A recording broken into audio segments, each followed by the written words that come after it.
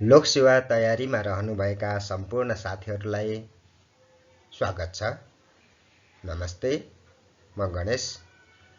लोकसेवा दर्पणको यो श्रृङ्खलामा तपाईलाई हार्दिक स्वागत गर्दै आजको श्रृङ्खला सुरु गर्ने अनुमति चाहन्छु।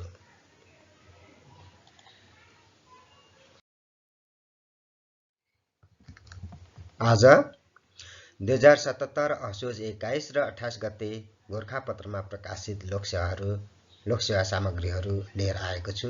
सुरु गरौँ यो श्रृङ्खला।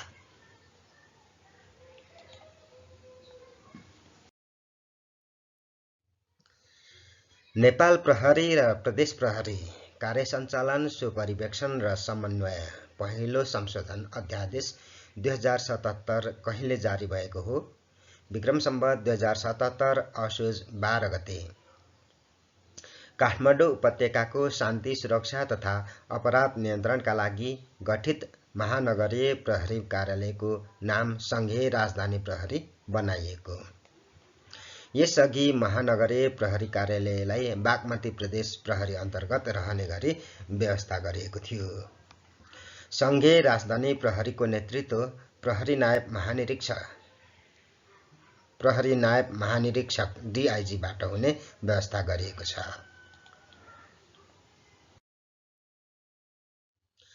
अध्यादेश जारी भएसँगै उपत्यकाको सुरक्षा जिम्मेवारी सम्बन्धी विषय टुङ्गिएको छ, जस अनुसार मूल ऐनको दफा 10 क थप गर्दै भनिएको छ।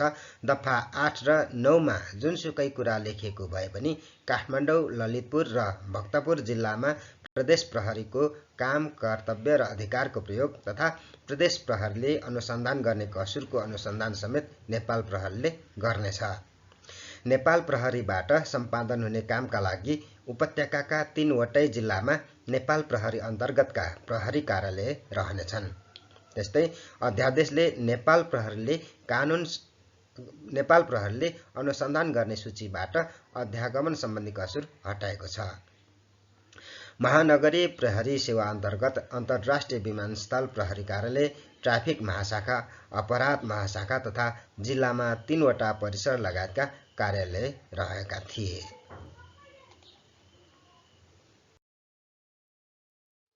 दशकौं पुरानो सीमा विवादलाई लिएर आर्मेनिया र अजरबैजान बीच पुनः युद्धको सुरुवात कहिले भयो? सन् 2020 सेप्टेम्बर 27। यी दुई पूर्व सोभियत गणराज्य विवादित नागोर्नो काराबाखलाई लिएर फेरि एकपटक युद्धको मैदानमा उत्रेका। 4400 वर्ग किलोमिटरमा फैलिएको यो क्षेत्रमा आर्मेनियाली, इसाई र मुस्लिम तुर्केली रहेका। अन्तर्राष्ट्रिय स्तरमा यो अजरबैजानकै हिस्साका रूपमा लिन्छ, तर त्यहाँका बहुसङ्ख्यक आबादी आर्मेनियाली रहेका छन्।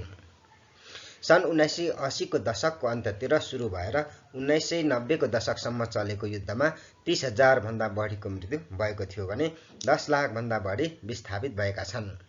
यस युद्धमा पृथकतावादीले नागोर्नो काराबाखका केही भूभागमाथि कब्जा गरेको थियो। यद्यपि सन् 1994 मा युद्ध विरामपछि पनि यस क्षेत्रमा गतिरोध भने जारी छ।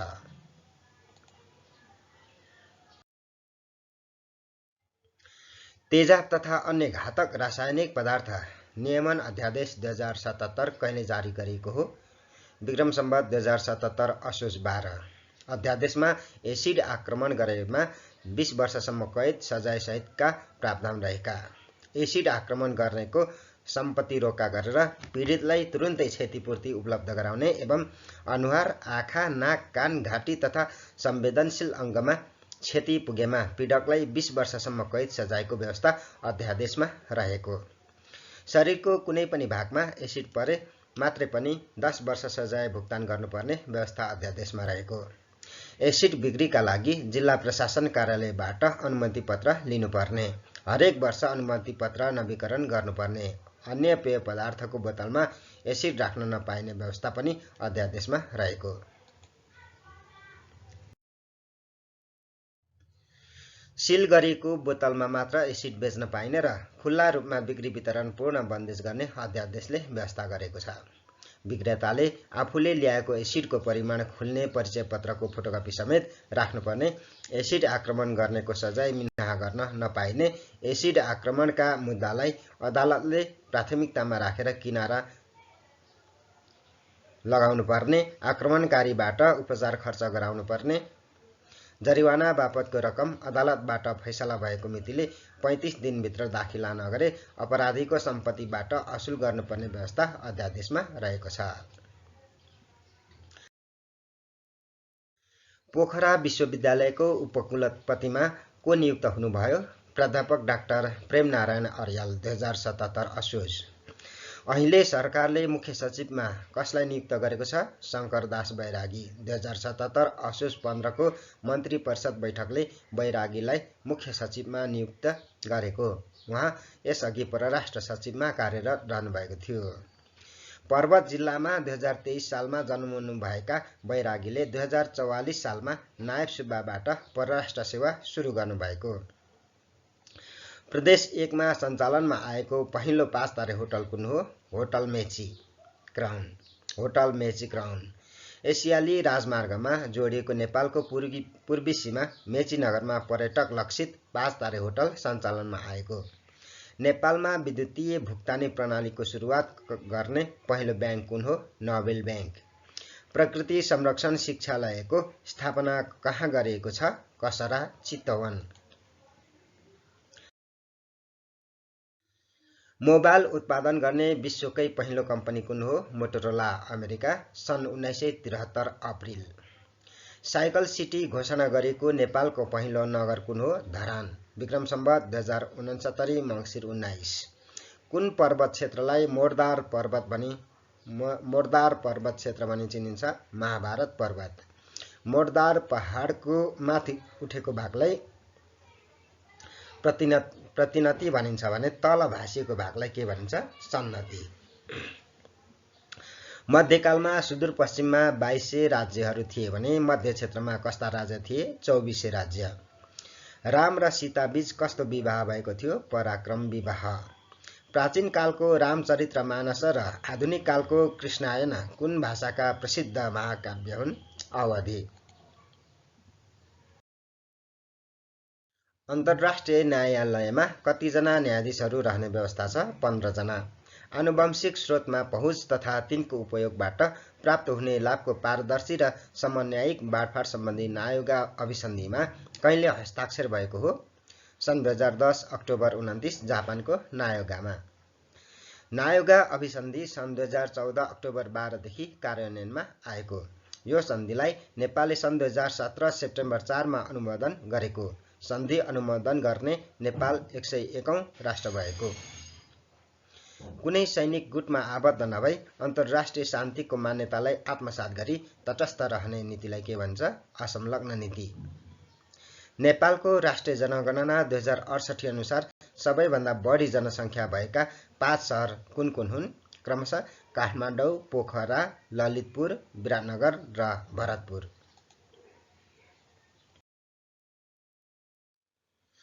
नाइजेरियामा गएको 1 दशकमा आतंकवादी गतिविधिका कारण कति नागरिक बेपत्ता भए? 22,000।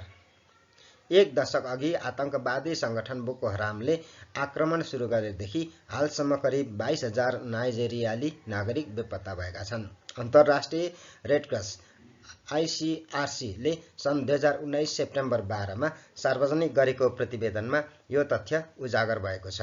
यति ठूलो संख्यामा बेपत्ता नागरिकको सूची सार्वजनिक भएको यो पहिलो हो।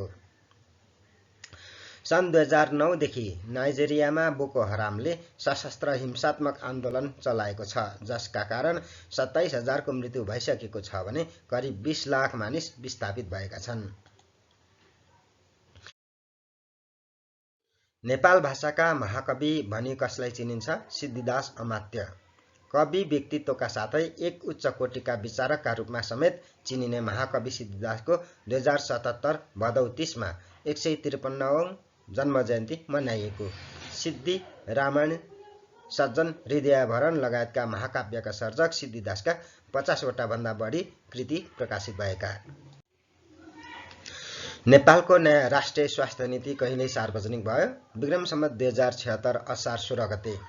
स्वास्थ्य सेवालाई सर्वसुलभ, प्रभावकारी तथा गुणस्तरीय बनाउन जनसङ्ख्या, भूगोल र सङ्घीय संरचना अनुसार दक्ष जनशक्तिको विकास तथा विस्तार गर्ने उद्देश्य साथ यो नीति ल्याइएको। यो नीति स्वास्थ्य प्रणालीको विकासको मार्गचित्रका रूपमा रहेको।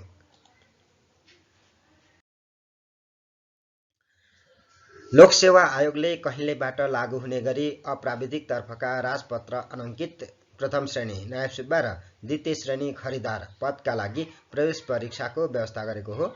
आर्थिक वर्ष 2072-73 लोकसेवा आयोगले हाल राजपत्राङ्कित तृतीय श्रेणी अर्थात् शाखा अधिकृत अप्राविधिक पदका लागि 2 चरणमा परीक्षा सञ्चालन गर्दै आएको छ। नेपाल सरकारद्वारा हेल्लो स्वास्थ्य कार्यक्रम कहिलेदेखि सुरु गरिएको हो? विक्रम सम्वत 2069 कार्तिक 29 गते।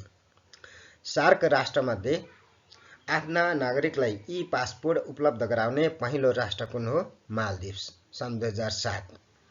भारतको सुनौलीदेखि कालीगण्डकी हुँदै कोरला नाका मार्फत भारतको सुनौलीदेखि कालीगण्डकी हुँदै केरला नाका मार्फत चीन जोड्ने मार्ग कालीगण्डकी करिडोरको लम्बाइ कति छ? 435 किलोमिटर। करिडोर निर्माणले नेपाललाई दुवै छिमेकी देश भारत, चीन तथा तेस्रो देशसँग व्यापार विस्तारमा सहयोग पुग्ने विश्वास गरिएको।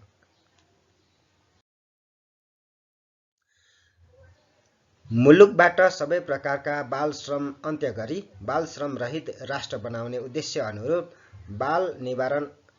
बाल श्रम निवारण राष्ट्रिय गुरु योजना 2075-85 कहिलेदेखि लागू गरिएको हो?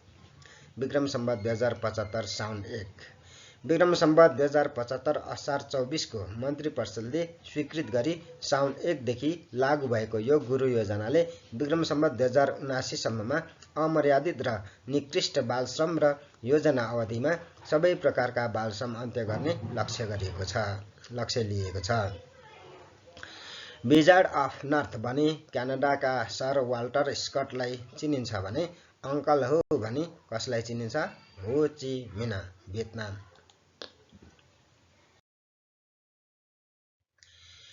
नेपालमा पहिलो पटक टेस्ट ट्युब प्रविधिबाट शिशुको जन्म कहिले भयो? विक्रम सम्वत 2061 फागुन 20 ओम हस्पिटल। नेपालका प्रथम टेस्ट ट्युब बेबी ओम मणि तामाङ हुन्। आइभीएफ प्रविधिबाट नेपालमा हालसम्म 500 जना भन्दा बढी टेस्ट ट्युब बेबीको जन्म भइसकेको छ। यो प्रणाली अनुसार पुरुषको शुक्रकीट र महिलाको डिम्ब झिकेर टेस्ट ट्युबमा कृत्रिम गर्भाधान गराउने र भ्रूणको विकासपछि महिलाको पाठेघरमा राखेर सन्तान जन्माउने गरिन्छ। विश्वमा पहिलो टेस्ट ट्युब बेबी लुइस ब्राउनको जन्म सन् 1978 जुलाई 25 मा भएको थियो। शक्ति संरक्षणको सिद्धान्त भन्नाले के बुझिन्छ? शक्तिलाई एक रूपबाट अर्को रूपमा परिवर्तन गर्न सकिने तर उत्पन्न वा विनाश गर्न नसकिने।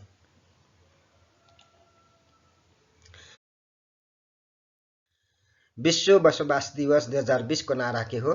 Hunger for all, a better urban future. सबैका लागि आवास, समृद्ध शहरी विकास। संयुक्त राष्ट्र सङ्घीय बसोबास कार्यक्रम UN ह्याबिटेटले सन् 1986 देखि प्रत्येक वर्ष अक्टोबरको पहिलो सोमबार विश्व बसोबास दिवस मनाउने निर्णय गरे अनुसार सन् 2001 देखि नेपालमा पनि यो दिवस मनाउँदै आएको। नेपालको संविधानको भाग 3 मौलिक हक र कर्तव्य अन्तर्गत धारा 37, धारा 40 को उपधारा 6 र धारा 42 को उपधारा 2 बाट आवासको हकलाई मौलिक हकका रूपमा अङ्गीकार गरी सबै नागरिकको सुरक्षित, उपयुक्त र वातावरण मैत्री आवासको अधिकारको सम्मान, संरक्षण तथा परिपूर्ति गर्ने तथा आवासविहीन नागरिकलाई आवास सुविधा उपलब्ध गराउने व्यवस्था गरिएको। नेपालको 15औं योजनाको अन्त्यसम्ममा सुरक्षित आवासमा बसोबास गर्ने जनसङ्ख्या राष्ट्रिय भवन संहिताको मापदण्ड अनुसार निर्मित 37.8% बाट 60% पुर्याउने, आफ्नै स्वामित्वको आवासमा बसोबास गर्ने परिवार 89% पुर्याउने, विभिन्न तहका सरकारी तथा निजी क्षेत्र समेतको सहभागितामा 10 लाख आवास इकाइ तथा 1 लाख आवासीय फ्ल्याट तल्ला निर्माण गर्ने योजना रहेको।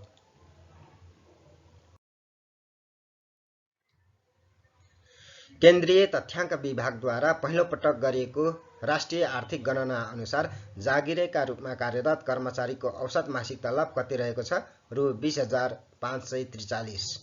प्रतिवेदन अनुसार देशभर 17,09,000 व्यक्ति विभिन्न सङ्घ संस्थामा तलब पाउने गरी संलग्न रहेका। संस्थाको प्रकृति अनुसार मासिक औसत तलबमा पनि व्यापक अन्तर देखिएको। ठूला संस्थामा कार्यरत कर्मचारीको मासिक तलब औसतमा 26,700 रुपैयाँ, मध्यम किसिमका संस्थामा कार्यरतको 25,800 तथा साना प्रकृतिका संस्थामा कार्यरत कर्मचारीको मासिक औसत तलब 16,768 रुपैयाँ रहेको। ठूला संस्था र लघु प्रकृतिका संस्थामा कार्यरत कर्मचारीको मासिक तलब अन्तर नै 10,000 रुपैयाँ भन्दा बढी रहेको छ। प्रतिवेदन अनुसार वार्षिक 4 खर्ब 21 अर्ब 31 करोड रुपैयाँ तलब बापत खर्च भएको देखिएको। यद्यपि अध्ययनमा समेटिएका त्यस्ता संस्थाले आर्जन गरेको कुल आम्दानीमध्ये तलबको हिस्सा निकै कम रहेको। देशैभर गरी प्रतिवेदनले समेटेका 2,19,300 संस्थाले वार्षिक 24 खर्ब 86 अर्ब 11 करोड आम्दानी गरेको पाइएको।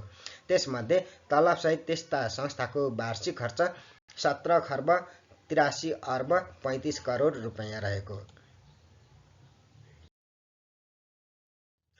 बाँकी 7 खर्ब 2 अर्ब 75 करोड रुपैयाँ नाफा आर्जन गरेको प्रतिवेदनले औल्याएको।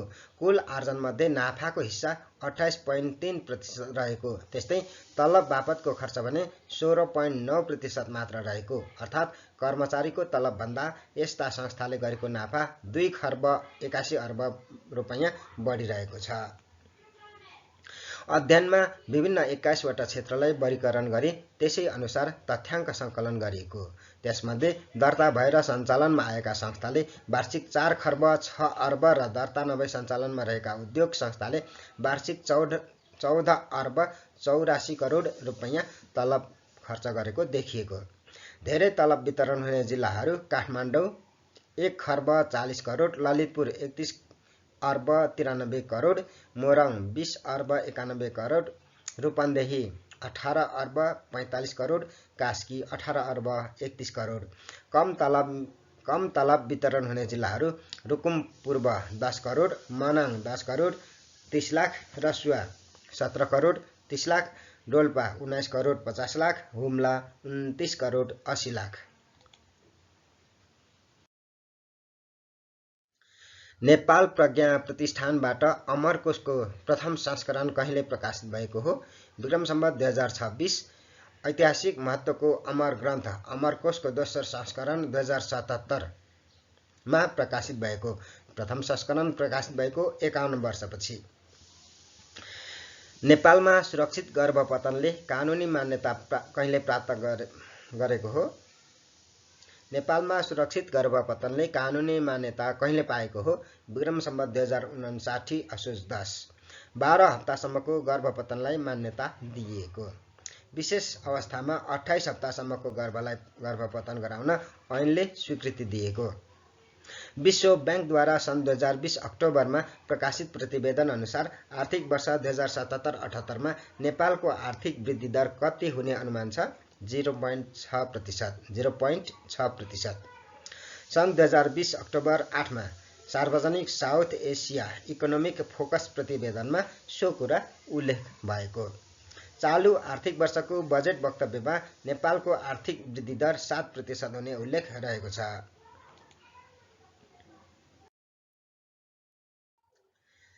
काठमाडौँ उपत्यकामा विद्युतीय बस सेवाको सुरुवात कहिलेदेखि गरेको हो? विक्रम सम्वत 2076 भदौ 23। पशुपतिनाथमा सन्ध्याकालीन आरतीको थालनी कहिलेदेखि गरिएको हो? विक्रम सम्वत 2064। सन् 2020 मा प्रदान गरिने चिकित्सा शास्त्रको नोबेल पुरस्कारबाट सम्मानित हुने वैज्ञानिक को हुन्? माइकल हटन बेलायत, हार्वी अल्टर अमेरिका र Charles Rice America. Hepatitis C virus पत्ता लगाउने 3 चिकित्सा शास्त्रका वैज्ञानिकलाई यस वर्षको नोबेल पुरस्कार प्रदान गरेको। 3 वैज्ञानिकको आविष्कारले संसारमा लाखौं व्यक्तिको ज्यान रक्षा गर्न मद्दत पुर्याएको नोबेल पुरस्कार कमिटीले जनाएको छ। सन् 2020 मा भौतिक शास्त्रतर्फको नोबेल पुरस्कार कसलाई प्रदान गरियो? रोजर पेनरोज, बेलायत, हेनरहार्ड गेन्जेल जर्मनी र एन्ड्रिया गेज अमेरिका ब्रह्माण्डको सबैभन्दा ठूलो रहस्यमध्येको एक ब्ल्याक होलको अनुसन्धानमा पुर्याएको योगदानको कदर स्वरूप सो पुरस्कार प्रदान गरिएको हो।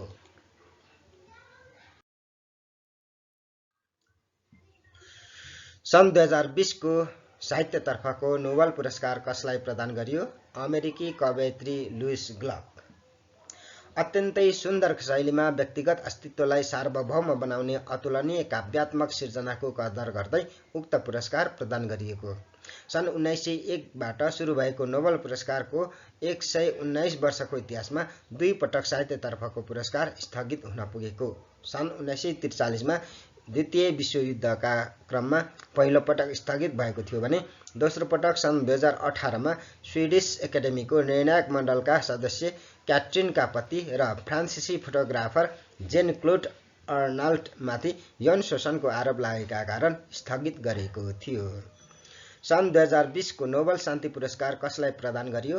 विश्व खाद्य कार्यक्रम WFP खाद्यान्न सङ्कटबाट प्रभावित समक्ष सुरक्षित खाद्य सामग्री पुर्याउन गरेको कार्यका लागि।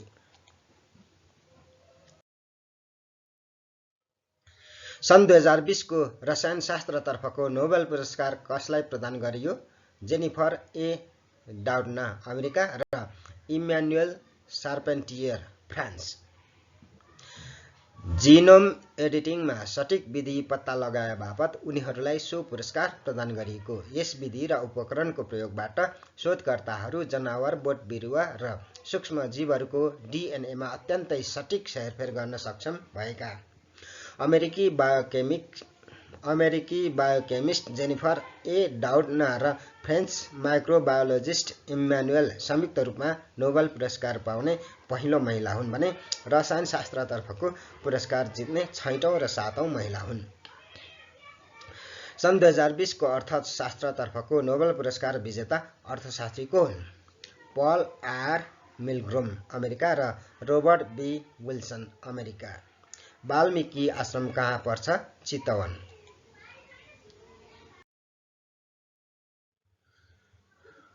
प्रदेश 5 को प्रदेश सभा बैठकले प्रदेशको नाम के तय गरेको छ? लुम्बिनी। विक्रम सम्वत 2077 असोज 20। प्रदेश सभा बैठकले स्थायी राजधानी र प्रदेशको नामाकरण 2/3 बहुमतबाट पारित गरेको थियो। यससँगै प्रदेशको स्थायी राजधानी दाङ जिल्लाको देवखुरी उपत्यका क्षेत्र तय भएको। नेपालको पहिलो वन्यजन्तु अस्पताल कहाँ स्थापना गरेको छ? सौराहा चितवन।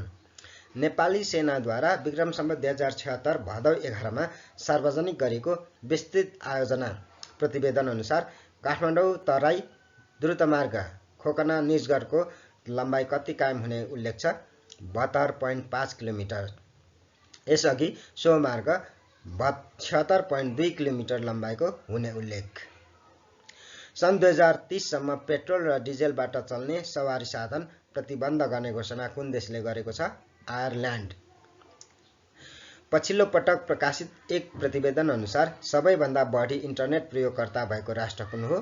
चीन। अमेरिकाले इरानी सैनिकलाई आतंकवादी संगठन घोषणा कहिले गरेको हो? सन् 2019 अप्रिल 9 विक्रम सम्वत 2076 वैशाख 5 आर्थिक वर्ष 76-77 देखि। विराटनगर विमानस्थललाई अन्तर्राष्ट्रिय विमानस्थलका रूपमा स्तरोन्नति गर्ने सम्बन्धी समझदारी पत्रमा कहिले हस्ताक्षर गरियो? विक्रम सम्वत 2077 असोज 19। नेपाल नागरिक उड्डयन प्राधिकरण प्रदेश सरकार र विराटनगर महानगरपालिका बीच त्रिपक्षीय समझदारी पत्रमा 5 वर्षमा सम्पन्न गर्ने लक्ष्य भएको। प्राधिकरण मातहतमा रहेको विमानस्थल स्तरोन्नतिका लागि प्रदेश सरकार र विराटनगर महानगरपालिका पनि लागत साझेदारी गर्ने आयोजनाका लागि 8 अर्ब रुपैयाँ लागत अनुमान गरिएको।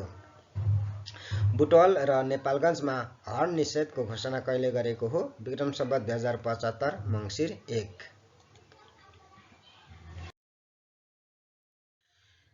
16औं शताब्दीका महान वैज्ञानिक ग्यालिलियोद्वारा परीक्षण अघि बढाइएको विस्थापनको सूत्र सम्बन्धी वैज्ञानिक योगदानलाई पूर्णता दिन सफल नेपाली वैज्ञानिक को हुन्? भविन्द्र कुँवर म्याग्दी। सन् 2018 मा आफूलाई औपचारिक रूपमा यहुदी राष्ट्र घोषणा गर्ने देश कुन हो? इजरायल। सञ्चार तथा सूचना प्रविधि मन्त्रालयद्वारा इन्टरनेटबाट अश्लील सामग्रीको आदान-प्रदान, प्रकाशन एवं प्रसारणमा बन्देज कहिले लगाएको हो? विक्रम सम्वत 2075 असोज 5। 30 माइक्रोनभन्दा कम मोटाइको प्लास्टिक प्रयोगमा रोक लगाउने सम्बन्धी सरकारको निर्णय कार्यान्वयन नगर्न सर्वोच्च अदालतद्वारा अन्तरिम आदेश कहिले दिएको थियो? विक्रम सम्वत 2075 भदौ 17। कृषि आम्दानीको झण्डै 2/3 हिस्सा अलैँची खेतीले उगर्ने जिल्ला कुन हो? ताप्लेजुङ। प्रशासन पुनः संरचना आयोग 2065 रेखा शर्माको अध्यक्षतामा गठन गरिएको थियो भने प्रशासन सुधार सुझाव समिति 2069 कसको अध्यक्षतामा गठन गरियो? काशीराज दाहाल।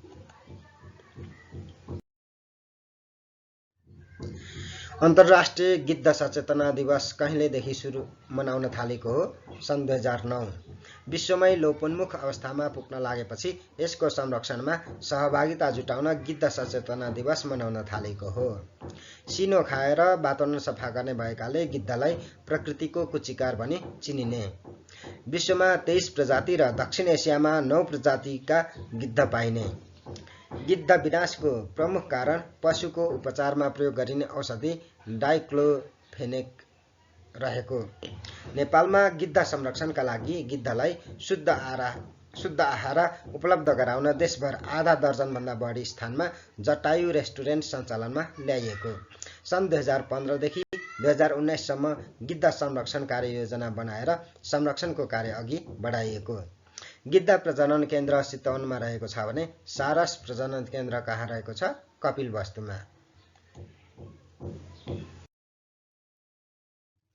हवस् त साथीहरू, आजको यो श्रृङ्खला यही अन्त हुन्छ।